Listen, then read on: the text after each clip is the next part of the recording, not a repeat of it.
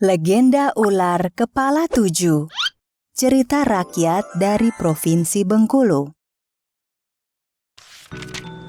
Kisah tentang ular berkepala tujuh merupakan cerita rakyat yang berasal dari Provinsi Bengkulu.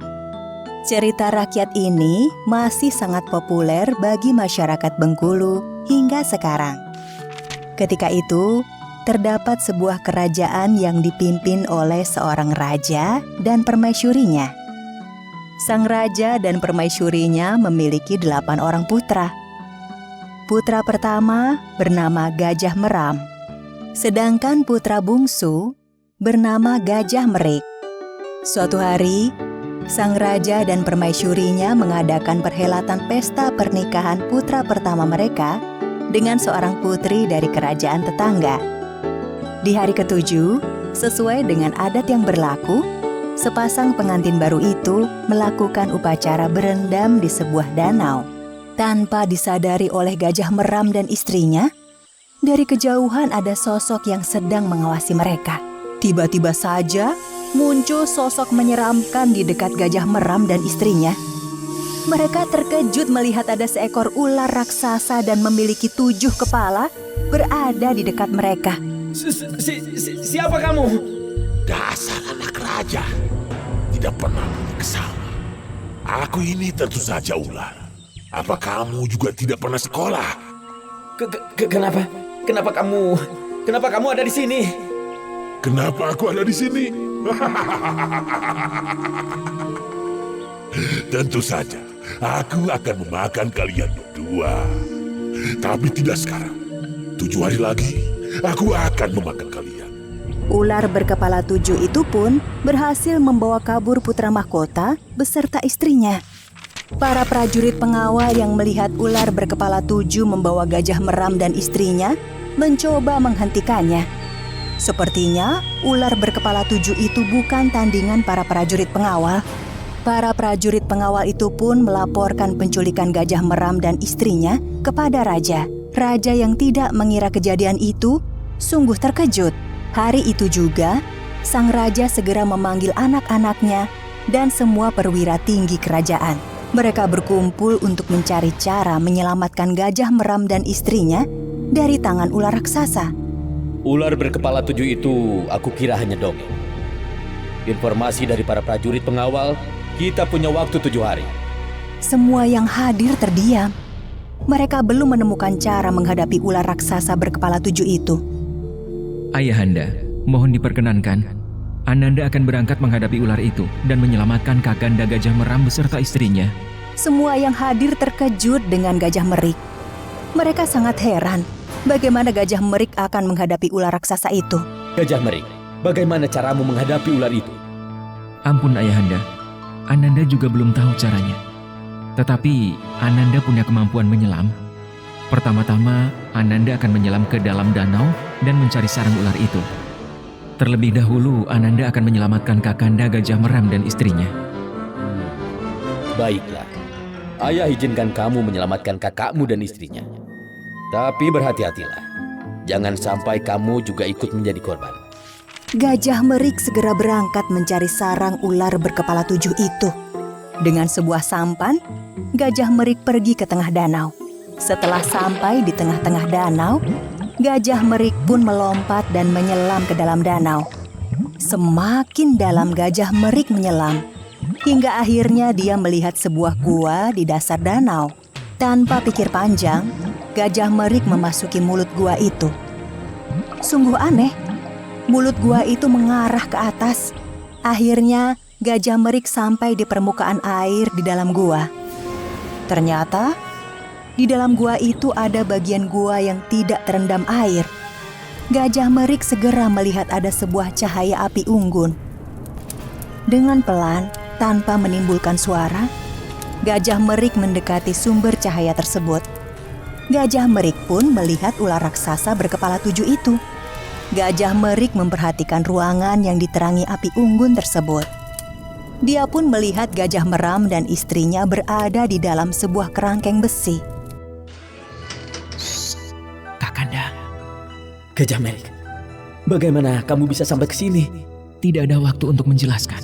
pintu kerangkeng terbuka. Suara gemerincing pintu kerangkeng besi itu membuat Gajah Merik, Gajah Meram, dan istrinya segera menoleh ke arah ular raksasa yang sedang bertapa itu. Kakanda, apakah Kakanda bisa menyelam? Tentu saja tidak. Apakah kamu bermaksud membawa kami pergi dengan cara menyelam? Iya, tapi bukankah ular itu membawa Kakanda dengan cara menyelam? Tidak. Ular itu membawa kami melalui lorong panjang yang tembus ke puncak bukit di sebelah danau. Apakah Kakanda masih ingat lorong itu? Aku mengingatnya. Aku bahkan memperhatikan dengan cara seksama agar menemukan jalan melarikan diri. Syukurlah kamu datang dalam waktu tidak lama. Mereka bertiga berjalan menelusuri lorong gua yang gelap dengan sangat hati-hati. Mereka terus menapaki lorong gua agar tidak menimbulkan suara yang bisa membangunkan si ular. Hingga akhirnya, mereka bertiga bisa sampai di ujung lorong gua yang ternyata berada di puncak sebuah bukit, tidak jauh dari danau. Belum lama mereka bertiga menikmati udara bebas, tiba-tiba tanah tempat mereka berpijak bergetar. Belum hilang rasa terkejut mereka, ular raksasa berkepala 7 sudah muncul dari mulut gua. Hei, siapa kamu? Berani sekali melepaskan tawananku. Siapa aku? Itu tidaklah penting. Sekarang aku sudah bisa melepaskan tawananmu. Dan selanjutnya, aku akan membunuhmu. Sebenarnya aku sangat marah. Tetapi apa yang kamu ucapkan itu sangat lucu sekali. Bagaimana mungkin kamu akan membunuhku? Kakanda, segeralah kembali ke istana. Aku akan menghadapi ular itu. Jika ular itu tidak dihentikan sekarang, di masa yang akan datang, dia akan selalu mendatangkan kesulitan. Biarlah aku membantumu. Jangan, Kakanda. Jika kalah, maka kita bertiga akan mati di sini. Kembalilah ke istana dan bawa prajurit sebanyak-banyaknya ke sini. Baiklah. Semoga kamu bisa bertahan sampai aku kembali membawa seluruh prajurit yang ada di istana. Apakah kamu tidak menunggu bantuan dari istana? Aku bisa menghadapimu seorang diri. Tidak perlu semua prajurit istana. Baiklah. Setelah membereskan, maka semua prajurit itu akan menjadi persediaan makananku. Nah, ayo kita bermain lagi. Ular berkepala 7 itu tidak menyangka Gajah Merik mampu bergerak secepat angin. Ujung tombak Gajah Merik berhasil mengelupas sisik di leher ular kepala 7. Ternyata kamu mampu bergerak secepat angin. Tombakmu yang telah melukai sisiku ini tidak akan aku ampuni. Perkelahian di puncak bukit itu terjadi dengan sangat seru dan lama. Gajah Merik bergerak cepat melompat ke sana kemari menyerang ular kepala 7 itu. Si ular pun menyerang Gajah Merik dengan taringnya yang runcing dan ekornya yang menyambar ke sana kemari. Dan akhirnya, Kepala aku pusing. ular itu jatuh terkulai dan kepalanya benjol. Nah, kamu sudah kalah. Jika kamu menyerah, maka aku akan mengampunimu. Asalkan kamu bertaubat dan mau menjadi anak buah. Tapi kalau tidak, aku akan membunuhmu sekarang juga. Ampun, aku menyerah. Aku berjanji tidak akan melakukan kejahatan. Aku berjanji tidak akan melakukan kejahatan lagi. Gajah Merik, maaf kami datang terlambat. Apakah kamu baik-baik saja? Tidak apa-apa, Ayahanda. Lihat, ular itu sudah menyerah. Benar, Baginda Raja. Hamba menyerah. Hamba bersedia menjadi anak buah tuanku Gajah Merik. Tidak lama setelah kejadian itu, raja yang sudah merasa sangat tua menyerahkan tahtanya kepada Gajah Meram. Namun Gajah Meram menolak menerima tahta dan menyarankan kepada ayahnya agar Gajah Merik yang diangkat menjadi raja. Ular, sekarang aku sudah diangkat menjadi raja. Maka aku memerintahkan kepadamu untuk membantuku menjaga kerajaan ini. Kamu harus mengawasi wilayah ini agar tidak diserang oleh musuh. Siapa luka yang mulia Gajah Merik? Hamba akan mengabdikan diri untuk negeri ini. Mulai sekarang, setiap musuh yang akan datang akan berhadapan dengan hamba. Asal mula Bengkulu. Bengkulu merupakan salah satu provinsi dengan ibu kota yang bernama sama, Bengkulu. Provinsi Bengkulu terletak di pesisir barat Pulau Sumatera. Pada zaman dahulu kala, berdiri Kerajaan Serut yang dipimpin oleh Ratu Agung. Istana Kerajaan Serut terletak tidak jauh dari Sungai Serut. Ratu Agung dikaruniai 6 orang putra dan 1 putri. Putra pertama diberi nama Pangeran Anak Dalam. Sedangkan Putri Ratu Agung yang merupakan anak terakhir diberi nama Putri Gading Cempaka. Setelah Ratu Agung wafat, Pangeran Anak Dalam naik tahta menggantikan posisi ayahnya sebagai raja di Kerajaan Serut dengan bergelar Raja Anak Dalam. Raja Anak Dalam melanjutkan keadilan dan kebijaksanaan ayahnya. Rakyat hidup semakin makmur dengan hasil panen yang melimpah. Kemakmuran Kerajaan Serut tidak hanya berasal dari pertanian. Di bawah kepemimpinan Raja Anak Dalam, perdagangan Kerajaan Serut bertambah maju. Pelabuhan Kerajaan Serut ramai oleh kapal-kapal dagang dari berbagai kerajaan lainnya. Suatu hari, sebuah kapal perang datang ke pelabuhan Serut. Seseorang yang memakai pakaian mewah menuruni kapal perang tersebut. Sosok tersebut ternyata adalah Pangeran Aceh. Kedatangan Pangeran Aceh disambut ramah oleh Raja Anak Dalam. Raja Anak Dalam dan Pangeran Aceh terlibat dalam pembicaraan yang serius. Sahabatku Pangeran Aceh, kami sangat bahagia dengan kunjungan yang mulia. Dan semoga kunjungan ini bisa membuat persahabatan antara Kerajaan Serut dengan Kerajaan Aceh semakin erat. Kami aturkan terima kasih yang tidak terhingga untuk keramahan Raja Anak Dalam. Saya sendiri berharap Kerajaan Aceh dengan Kerajaan Serut semakin dekat ke depannya. Oh iya, kalau boleh tahu, apa tujuan Yang Mulia Pangeran Aceh datang ke Kerajaan Serut? Yang Mulia Raja Anak Dalam, Maharaja dari Kerajaan Serut. Kedatangan kami ke sini tidak lain adalah untuk melamar adik Yang Mulia, Putri Gading Cempaka. Pernikahan saya dengan Putri Gading Cempaka akan membuat hubungan kedua kerajaan ini semakin erat. Raja Anak Dalam terkejut mengetahui tujuan kedatangan Pangeran Aceh. Mohon maaf Yang Mulia Pangeran Aceh. Untuk masalah ini, biar nanti Putri Gading Cempaka yang memutuskan.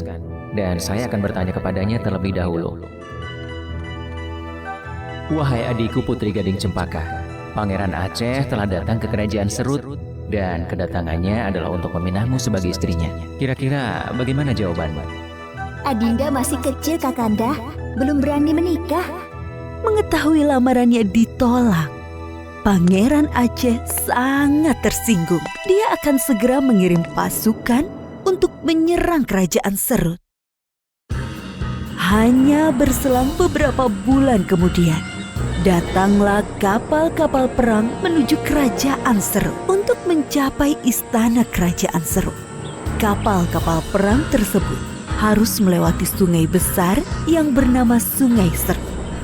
Mengetahui kedatangan pasukan Aceh yang melewati Sungai Serut, prajurit Kerajaan Serut menebangi pohon dan menghanyutkannya ke sungai untuk menghalangi kapal-kapal perang Kerajaan Aceh. Ayo, cepat kayu ini ya. Sini, bantu aku. Batang-batang pohon yang hanyut ke sungai sangat banyak, sehingga membuat kapal-kapal perang Kerajaan Aceh menjadi terhambat.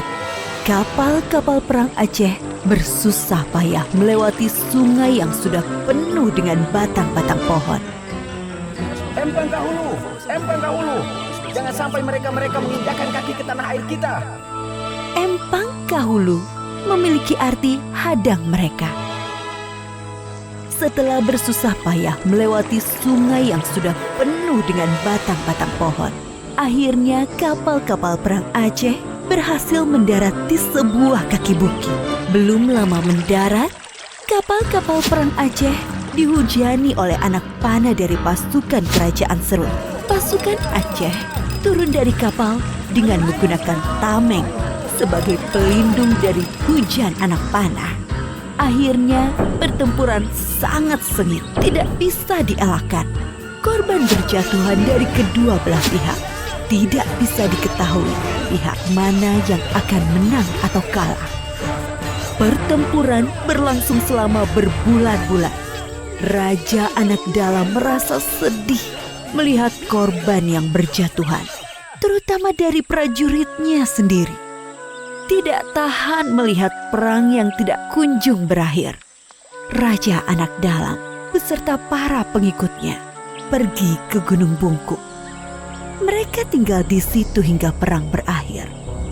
Perang terjadi terus-menerus dan tidak ada tanda-tanda pihak mana yang akan menang.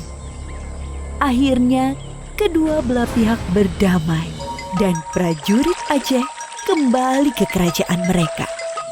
Meskipun perang sudah usai, Raja Anak Dalam dan para pengikutnya memilih tinggal di Gunung Bungkuk. Istana dan keadaan Sungai Serut porak-poranda. Mereka membangun istana baru di Gunung Bungkuk. Istana baru ini kemudian akan menjadi cikal bakal berdirinya Kerajaan Lemau. Dan daerah ini diberi nama dari kata Empang Kahulu yang kemudian berubah menjadi Bangkahulu.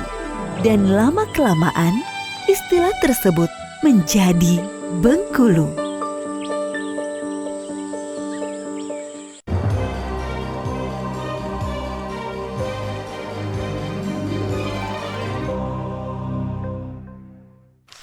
Cerita rakyat dari Bengkulu berjudul Legenda Putri Serindang Bulan.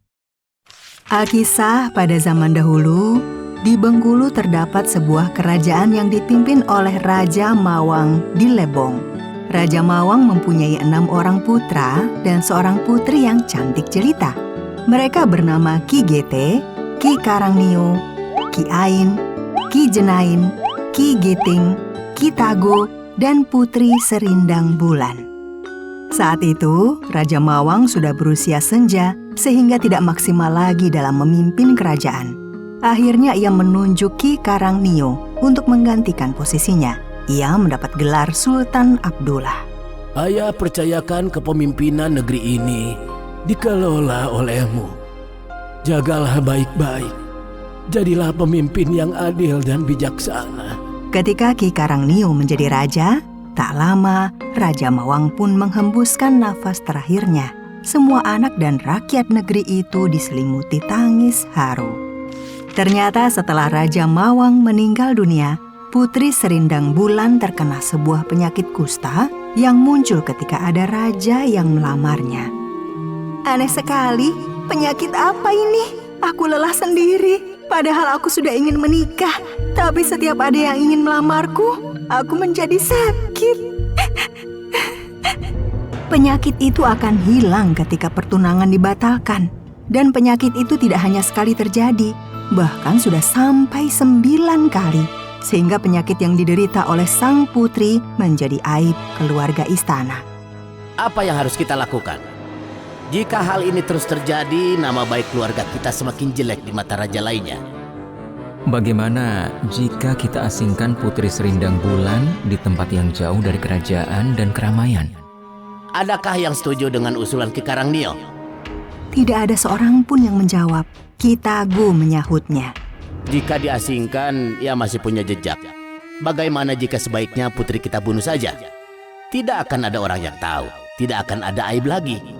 Ternyata semua orang setuju, kecuali Ki Karangnio. Meskipun sudah berusaha menghalangi, Ki Karangnio kalah suara. Ia pun harus menerima keputusan itu. Lalu, siapa yang harus melaksanakan tugasnya?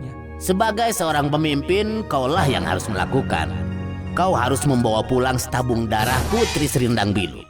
Pertemuan pun telah selesai dengan hasil keputusan bahwa Putri Serindang Bulan harus dibunuh oleh Ki Karangnio.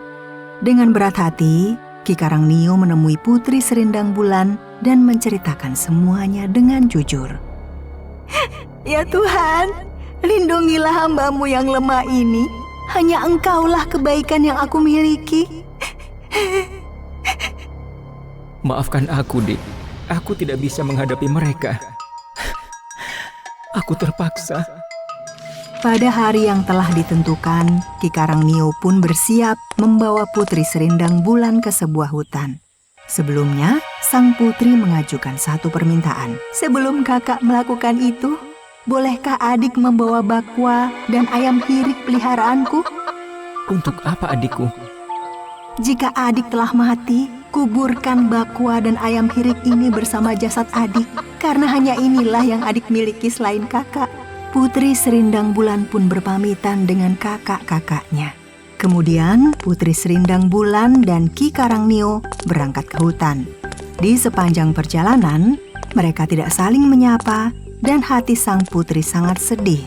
Sedangkan Ki Karangnio berupaya memikirkan cara agar adiknya selamat. Saat mereka tiba di tepi sungai, akhirnya ia pun menemukan caranya. Adikku, kita sudah terlalu jauh berjalan. Sebaiknya kita berhenti di sini. Baiklah, silahkan lakukan tugas kakak. Ki Karangnio langsung memeluk Putri Serindang Bulan. Tentu aku tidak akan membunuh adik kandungku sendiri. Lakukan, Kak. Adik rela mati demi keselamatan kakak dan nama baik keluarga. Jika kakak tidak membunuh adik, maka mereka pasti akan membunuh kakak. Ki Karangnio pun memberitahu rencananya untuk mengelabui para saudaranya. Aku punya ide untuk menyelamatkanmu. Aku akan membuat rakit untuk kau naiki mengikuti aliran sungai air ke tahun ini. Pasti akan ada seseorang yang menolongmu.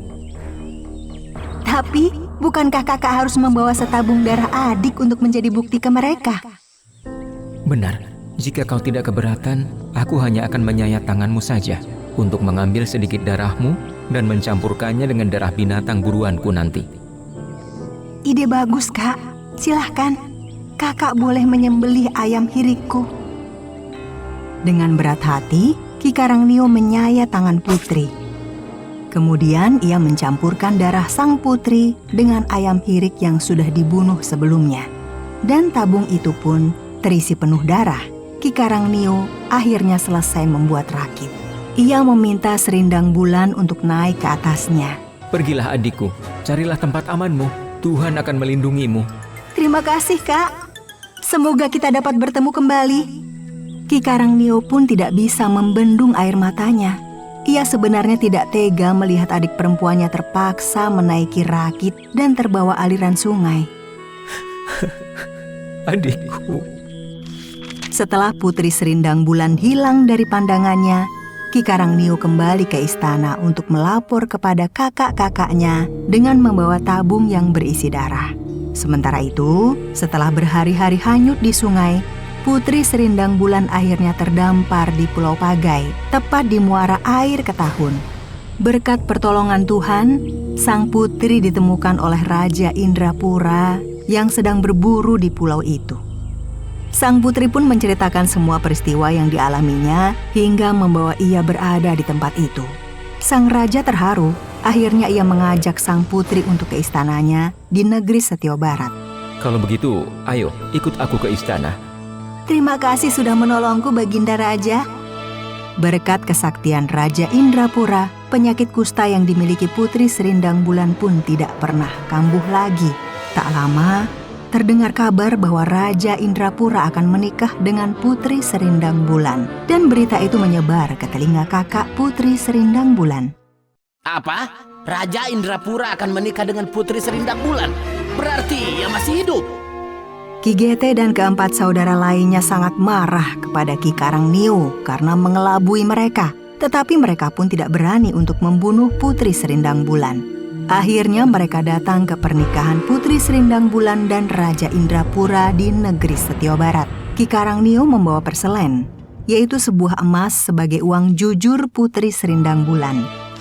Setibanya di pesta itu, mereka disambut dengan ramah. Dan sepulangnya dari pesta, para saudara Putri Serindang Bulan dihadiahi perhiasan emas oleh Raja Indrapura. Saat perjalanan pulang kembali ke Lebong, kapal yang mereka tumpangi diterjang badai dan dihempas ombak besar. Mereka pun terdampar di Pulau Ipuh dan perhiasan yang diberi Raja Indrapura tenggelam di dasar laut, kecuali milik Ki Karangnio.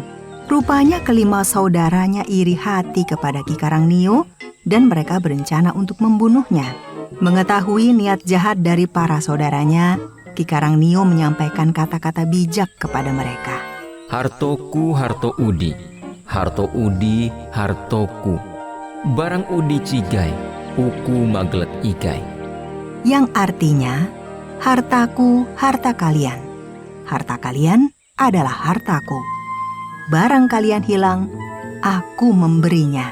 Kata-kata dari Ki Karangnio menyentuh perasaan kelima kakaknya, apalagi ketika Ki Karangnio membagikan hartanya kepada para saudaranya dengan jumlah yang sama. Kau adalah seorang yang arif dan bijaksana. Kau pantas menjadi raja di Lebong.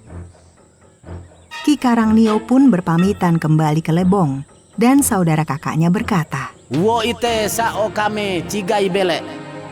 yang artinya, sekarang ini kita berpisah dan kami tidak akan pulang lagi. Setibanya di Lebong, Ki Karangnio menikah dengan seorang putri raja negeri seberang dan dikaruniai 2 orang putra bernama Ki Pati dan Ki Pandan.